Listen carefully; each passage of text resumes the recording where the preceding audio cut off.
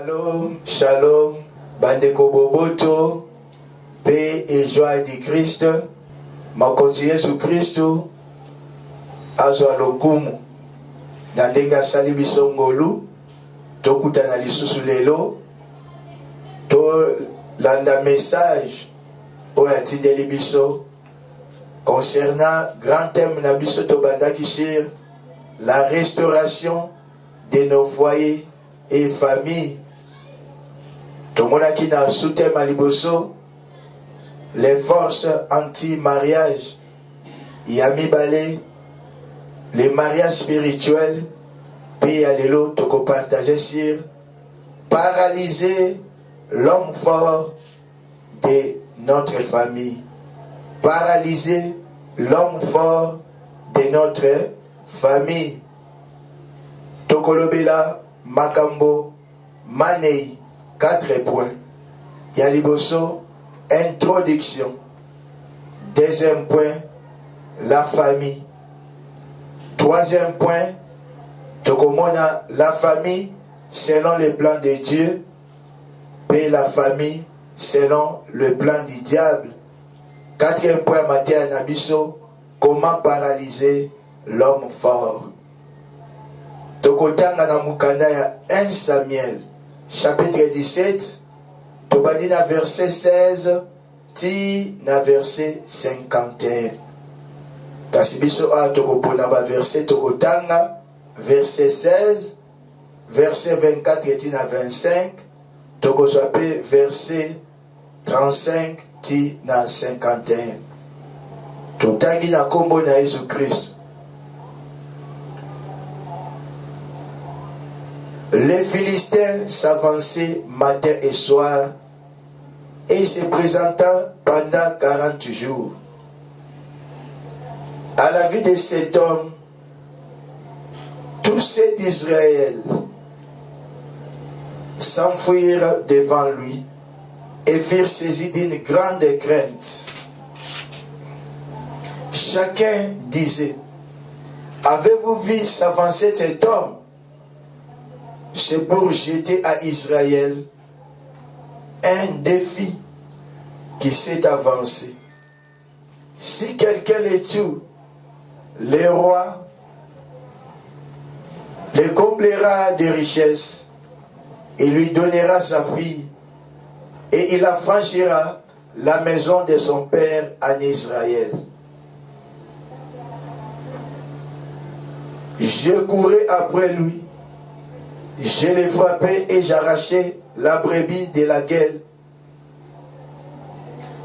S'il se dressait contre moi, je le saisissais par la gorge, je l'ai frappé et je l'ai tué.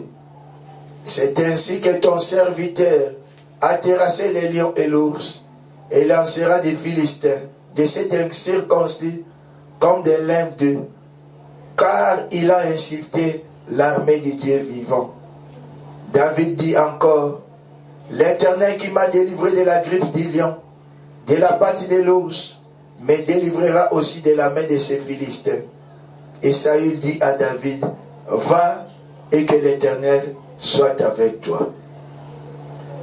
Saül fit mettre ses vêtements à David. Il plaça sur sa tête un casque d'airain et le revêtit d'une cuirasse. David ceignit l'épée de Saül par-dessus ses habits et voulut marcher car il n'avait pas encore essayé. Mais il dit à Saül, je ne puis pas marcher avec cette armure, je n'y suis pas accoutumé, et s'en débarrassa. Il prit à main son bâton, choisit dans les torrents 5 pierres polies et les mit dans sa gibecière de berger et dans sa poche, puis, sa fronde à la main, il s'avança contre les Philistins. Les Philistins s'approcha peu à peu de David, et l'homme qui portait son bouclier marchait devant lui. Le Philistin regarda, et lorsqu'il aperçut David, il le méprisa, ne voyant à lui qu'un enfant, blond et de belle figure. Le Philistin dit à David, suis-je un chien pour que tu viennes à moi avec des bâtons? Et après l'avoir maudit par ses dieux, il ajouta, viens vers moi, et je donnerai ta chair aux oiseaux du ciel et aux bêtes des champs. David dit aux Philistins, tu marches contre moi avec l'épée, la lance et les javelots. Et moi, je marche contre toi au nom de l'Éternel des armées, du Dieu de l'armée d'Israël que tu as insulté. Aujourd'hui, l'Éternel te livrera entre mes mains. Je t'abattrai, je te couperai la tête. Aujourd'hui, je donnerai les cadavres du camp des Philistins aux oiseaux du ciel et aux animaux de la terre. Et toute la terre saura qu'Israël a un Dieu. Et toute cette multitude saura que ce n'est ni par l'épée, ni par la lance que l'Éternel sauve. Car la victoire appartient à l'Éternel et vous livre entre nos mains. Aussitôt que les Philistins s'est mis en mouvement pour marcher au-devant de David, David courut sur les champs de bataille à la rencontre des Philistins. Il mit la main dans sa gibecière, il prit une pierre et lança avec sa fronde, il frappa les Philistins au front, et la pierre s'enfonça dans le front du Philistin, qui tomba le visage contre terre. Ainsi, avec une fronde et une pierre, David fut plus fort que les Philistins. Il les terrassa et lui ôta la vie sans avoir d'épée à la main. Il courut, s'arrêta près des Philistins, se saisit de son épée qu'il tira du fourreau, les tua et lui coupa la tête. Les Philistins, voyant que leur héros était mort, prirent la fuite. Amen. Paralyser l'homme fort de notre famille. Tochikolanda Lisolo. Il y a David na Goliath. Goliath géant. Oyo akangela kibana Israël nzela ya koleka. Pendant 40 jours, 40 nuits. Bana Israël bakokaki ko avancer te. Soka bimi bana Israël ba ndolenga babi. Est-ce que bomoniye?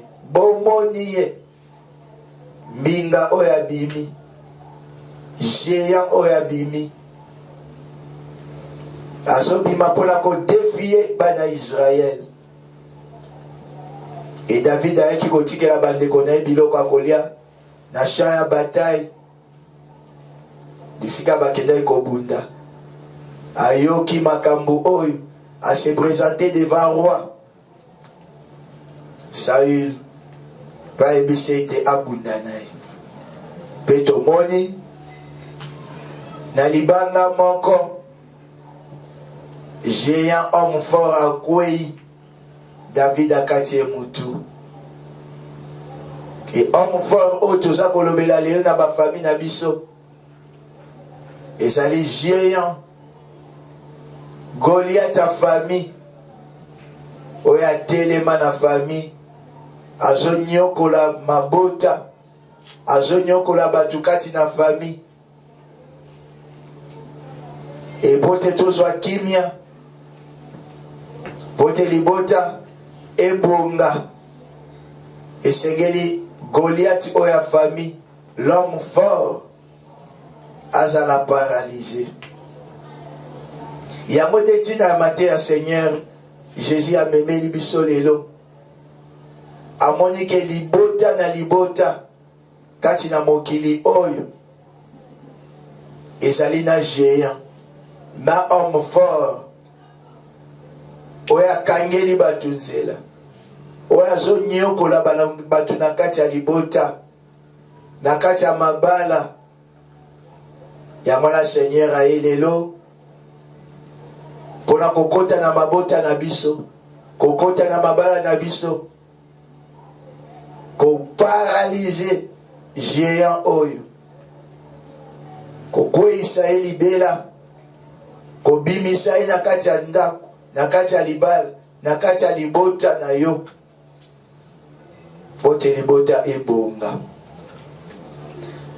Toleki na point ya mibale ya matea na biso famille libota Famille ezalini. La famille, c'est l'ensemble formé par le père, la mère et les enfants. La famille, c'est l'ensemble des personnes qui ont des liens de parenté. On a les parents, les frères, les cousins, les cousines, les grands-parents, les beaux-parents, former la grande famille.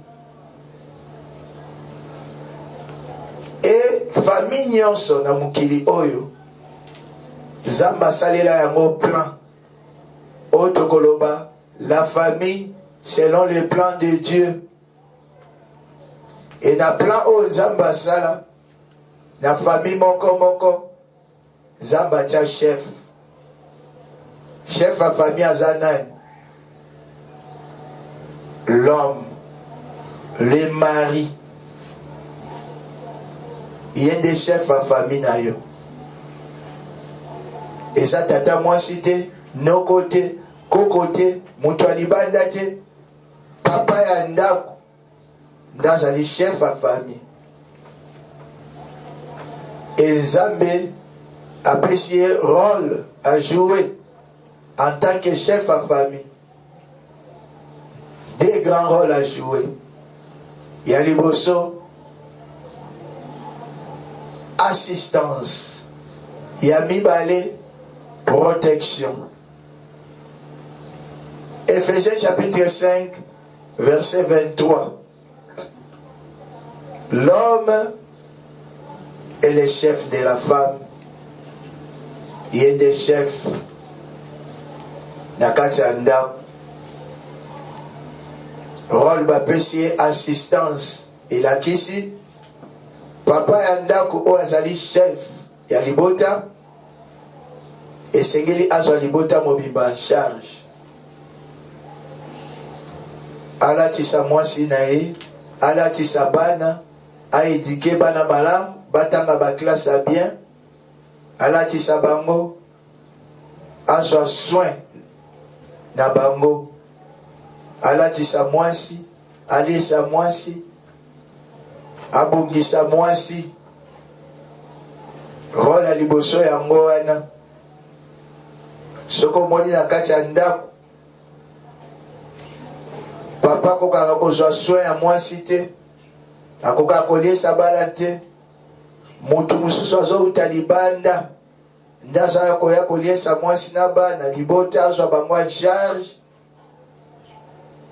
libota nezaka na ba sérieux problème. Po ezali ndenge Nzambe asala te. Tomoni na kati ya libota, papa asalaka eloko te, mama nde azoliesa mobali, azwi charge ya ndako mobimba ya bana. Okomona pe libota ya bongo eza déséquilibré. Po Nzambe asala libota ezala bongo te. Un jour oyoka mwasi akomoloba, naza liboko moko nalembi, akoma komirmire kobude. Omona mbala mususu ata mwasi asala eloko te, mobali olukele ba problème. Ata lobi mwa likambo moko boye asali mwa mbeba ekoma kaka na ndako po naza na musala te, po yo mutu ozwaka bicharge ya makambo nyonso ya mwana okomosala boye. Okomona meme mobali akodevelope comportement moko ya esengo te na ndako oyo nyonso. Mobali asalaka eloko te, mwasi azozwa libota en charge, koliesa, kobongisa ndako, kofutela bana classe, kolatisa bango, komilatisa. Libota nezaka na kimia te. Ya mwana papa, yo ndoza chef. Zamba salisa yo, sambela, Zamba kamba yo, apeso makoki, po ozwa makambo ya ndako na maboko. Soki te libota na yo eza kati na mpasi, pour yoza chef yo deux rôle et pas un zab ya quoi assister libota. Deuxième rôle, la protection. Protection ya solo utake pa ya nzambe. Kasi nzambe po aya a protéger libota. Et ça ce qu'on sambela. Ce qu'on sobelela nde nzamba koya. Selon plan ya nzambe, papa ya ndaku mobali esengela banda kosambela koleka tout le monde na ndaku. Ayeba nzambe koleka batu nyonso. À travers prière à papa, nzamba obimoni sa makasi na kati ya libota po abatela libota mobimba. Atolobi te ke mama sambelaka mingi te bana terre. Tozotalisa rôle à papa ke nde nzamba sala papa aza mutu esengeli ayeba nzambe koleka batu nyonso na libota. Kusambela nzambe koleka batu nyonso po na nzela ya losambo na ye nde nzamba mimonisa. Yamana na commencement nzamba akelaki mobali azalaka ye moko. Mobali ayeba nzambe avant mwasi. Mobali abandaki kosambela nzambe avant mwasi. Plan ya nzambe yango wana esengeli na bapapa nyonso, bachef ya ndako, bachef ya famille, bazongela nzambe ndenge Adam azalaka na nzambe avant Eve aya. Papa nyonso esengeli ayeba nzambe makasi, abanda kosambela nzambe makasi, abelelaka nzambe koleka mwasi, koleka bana mpona nzela losambo na ye. Nzamba bongisa ndako, nzamba pambola ndako ndenge ezalaki na ebandeli au commencement. Na ndako nyonso papa sambelaka te. Papa yebi nzambe te, malgré losambo ya mama, malgré losambo ya bana, ndako wana ezalaka toujours déséquilibré na ennemi. Po ennemi ayebi bien que chef ezali papa. Chef nde esengeli azala kotelema koleka batu nyonso. Yango bapapa bozolanda ngai, bachef ya ndako, chef ya famille, esengeli na biloko mibale ya minene oyo esengeli osengaka epa nzambe chaque jour na bapriere na yo. Ya liboso, nzambe apeso makasi mpe nguya ya koyeba ye malamu. Bapriere oyo bandotombola epai ya nzambe mpona ntina libota na yo, nzambe ayandola yango. Ya mibale, nzambe apeso baposibilité makoki mbongo pe une longue vie ici sur terre po oyeba koassiste mwasi bana na libota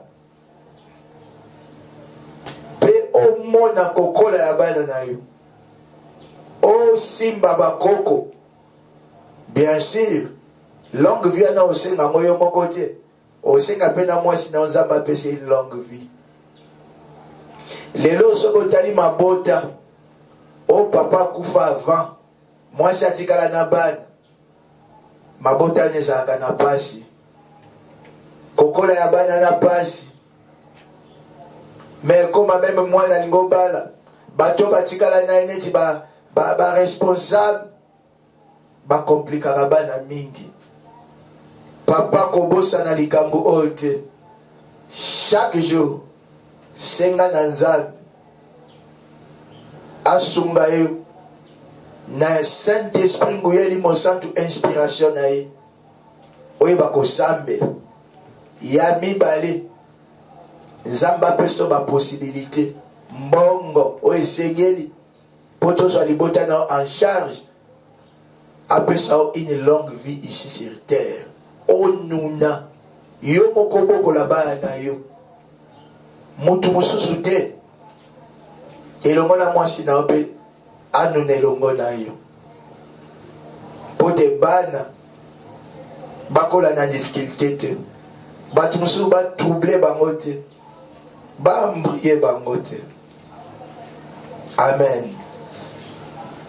Toleki, toujours dans le deuxième point, la vie sur la famille selon la famille, si on dans la famille selon les plans du diable.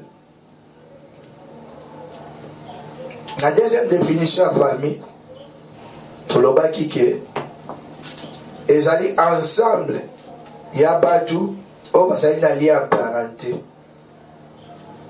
Kuna tout le monde a parents, bandeko, ba cousin, ba cousine, famille comme monene. Donc là, monguna, aimitaka toujours nzambe tata, il pas sali plan. Il a plan d'ailleurs, il pas chef à famille. Chef à famille, on a dit Tobégi, homme fort. Homme fort, autour de la anakata famille. Et ça, mon cause. Il y a famille, au diable a tué. Azanan, Mutu Oyo, Aleki Batu Nyonso. Nanguya ya Kindoki. Na puissance à ténèbres. Yenene Monguna Kozwa. Akocha lokola chef à famille. Et na ba famille na biso nyonso. Ba homme fort bazali. Sans exception. Et ça papa ou abotiote. Et koki pe kozalaye. À mesure où azana puissance ya molili koleka. Batunyo sont dans la grande famille. Motukara oya koleka nanguya yende monguna kopona pe atie chef à famille azana 4 rôles à jouer. Le premier rôle, exercer la domination sur tous les membres des familles. Le deuxième rôle, contrôler l'évolution de chaque membre des familles. Le troisième rôle, gérer les bénédictions de la famille. Le quatrième rôle, veiller au respect strict des lois maléfiques établies dans la famille. Elle va contrôler Batunion sur la famille. Yami balazo dominer Batunion sur la famille. Yami satuma pambole la famille azo kanga yango. Pe yami nei. Mibeko o echama na butu ya famille yazo landela yango po ekokisama na bandeli susu koloba ba famille na biso nyonso bazana ba homme fort ba chef ya butu o monguna cha po batu banyoko na famille batu balela na famille azo landela ba via batu azo contrôler ba via batu azo kanga mapamboli ya batu pe mibeko nyonso batie na butu na famille azo landela ngo ezo kokisama na kati ya mabota. Homme fort oyo aza pe na gouvernement na ye asalaka musala ye moko te aza na batu oyo atravaillaka na bango po te mabota emona pasi. Ya liboso azana ba espion. Ba espion baza bato ya misala mabe. Oyo chef atia pona tina te atindaka bango batambolaka na bandako na mabota na tina mibale. Derol ya liboso ezali avoir des informations exactes sur les gens dans la famille. Tout le monde a mon Matthieu chapitre 2 verset 8. Et deuxième rôle ezali reconnaître les points faibles. Les points faibles. Nakati ya mabota ya batu. To mona Genèse chapitre 42, verset 9. Il y a liboso, avoir des informations exactes. Pour mon konjabutu, anyoko la batu, akanga bavia batu na kati ya famille, esengeli ayeba, likambu nini moko azali kosala. Esengeli ayeba, point faible, porte d'entrée eza wapi, bisika oyo akokotela po asala misala na ye. Yango wana akokende ye moko te, akotinda ba espion po bakende bazwela ye ba information sur libota oyo alingi kodétruire na kati ya famille, sur batu oyo alingi kobebisa na kati ya famille, bayebisa ye pe nzela nini akoki kokotela. Matthieu chapitre 2 verset 8.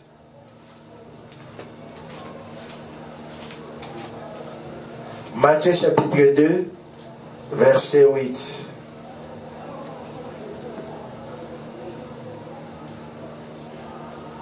Puis il les envoya à Bethléem en disant: allez et prenez des informations exactes sur le petit enfant. Quand vous l'aurez trouvé, faites-le moi savoir, afin que j'aille aussi moi-même l'adorer. Allez et prenez des informations exactes. Wananani Hérode, roi Hérode, pour détruire vie à Jésus, à boma bébé ou à botamaki. Alors, Bibo Kende, besoin d'informations exactes sur moi na ou à botami. Boya koyebisanga po ngana kende ko adorer. Ezali pour adorer te. Ezali pour abomayi. Aboma bébé Jésus. Et akokaki ko sala musala anate akoboma. Ce qui va penser qu'il y a information. Mokonzi abutu, ce qui a information exacte. Sur vie na yote, sur ndaku na yote, a coopérer. Azoko détruire banda kumabota à partir d'espion, bazo memelaye d'information. Frères et sœurs, d'espion, bakose à la bateau toyebi. Baza proche na biso. Et tant mon espion est, abando poser ma question belé. Boni mutu boy, asala kanini, ako s'attacher na yo. Voyez baba secret à vie na yo. Aye baba secret à ndaku na yo. Aye baba kamuni ni ba projet boza na yango. Et tant mo yozo loba, yaza ko enregistrer. Père mema nyonso. Et pas à mon konzabutu, et pas à homme fort. Pour homme fort, à bloquer. Ma camion soit bien, oyo nga sala eko kisamante.